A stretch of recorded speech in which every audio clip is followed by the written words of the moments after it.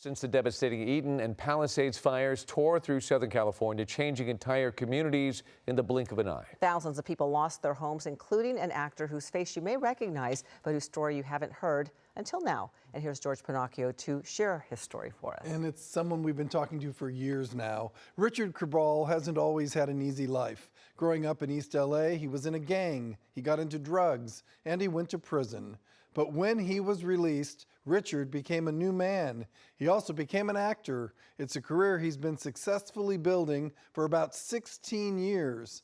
But now he's building his life back yet again because of the Eaton fire. We had a dining room right here, and then it was part living room. At our request, actor Richard Cabral met us at the place he called home until it was destroyed by flames. He and his family lived in one of the more than 6,000 homes destroyed by the Eaton fire. I went through all these trials and tribulations, and to come out on the other side of it, and then all this work that I did for all these years, for it to be just taken away like this, it just sometimes make you think, like, why did I even do it? Or, God, what are you really trying to tell me? Before the fire hit, Richard saw the smoke coming, waiting it out and hoping for the best. But that was not to be, as the flames took ownership of the neighborhood. Like, there was no stopping this. And really what I could tell you that night up in Altadena is that we felt abandoned. There was really no cops here, there was no firemen. And we understand that the winds were 80 to 100 miles an hour that night. But it was really the neighbors just kind of looking out for each other. Can't change yesterday. Can't plan tomorrow. I might walk out of this building and take a bullet to the head. Richard, who we know from many projects, including Mayans MC, had recently sold his Altadena home and was renting the one that burned down, the fire taking everything they owned and turning it into ashes. Is this your toughest challenge? I think for sure it's my toughest challenge. From making it in Hollywood to going through prison and just going through traumas that I had as a child.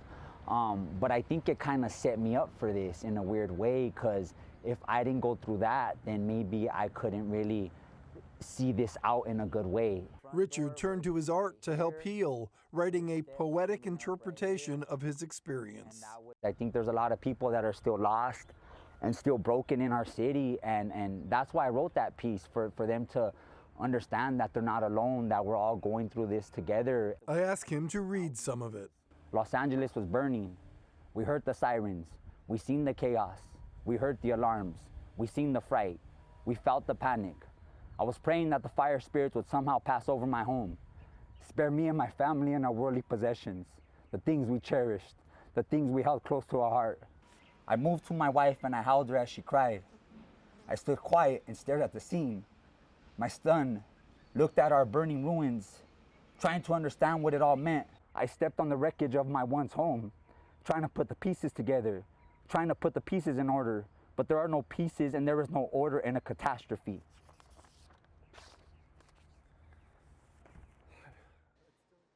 Richard's goal is to turn his poetic expression into a short film and then be able to show it at an event he hopes to make happen, something he sees as a day of healing for Angelenos. And I hope he's able to make it all come together. Yeah, he's a beautiful writer. And a nice man. That was really powerful. Thank you. Yeah, great story. Thank you, George.